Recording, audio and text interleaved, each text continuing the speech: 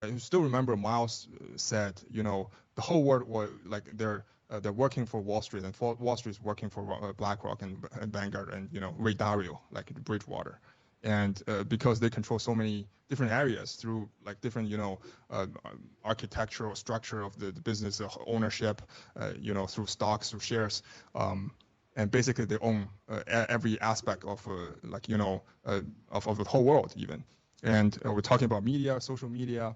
We're talking about food, transportation, real estate, and now there's this investigation going on that it says BlackRock supposed caught secretly investing a lot of money to Chinese military through associated companies.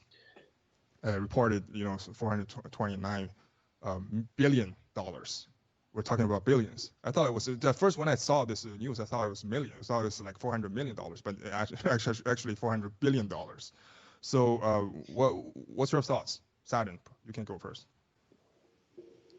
So I mean, in the opening clip that you played, I do want to say, the idea behind the thinking process behind it, it's actually absolutely correct. It's when you're dealing with companies, you're making investments overseas in China. Who are you really doing business with? You're not doing business with these companies. You're doing business with the CCP, because all of these companies, in one way or another, they have to report to the CCP or the CC because of the way they rule over these companies. They want total and absolute control about what is going on, and a lot, and just when we talk about BlackRock and Vanguard, right? It's very interesting in the way that it's laid out on how they're actually the ones pulling the strings, right? Because you have to keep in mind that Western societies, and especially America, they're built based off of capitalism. And what is at the center and the most important element of capitalism that keeps it going? And it's competition, right? So when they have stuff set up like this, there's no way there can be any type of competition, and it's easy to see why prices are flying up all over the place, and especially when we're talking about making such a large amount of investments into CCP military. This becomes like a very, very serious issue.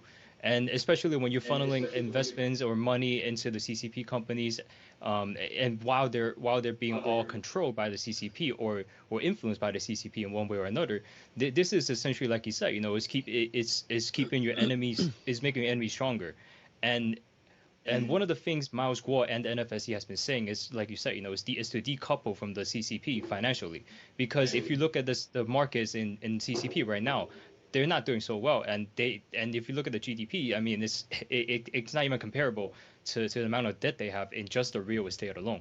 So with all of that in mind, and if we're making any more investments to these CCP companies that have CCP ties, we're essentially keeping them alive when they're already on their way into a financial collapse. So yeah, that's my take on it. But this is also a very interesting topic, and I suggest all of our viewers to take a look into this, because this is really vast when we talk about BlackRock and Vanguard.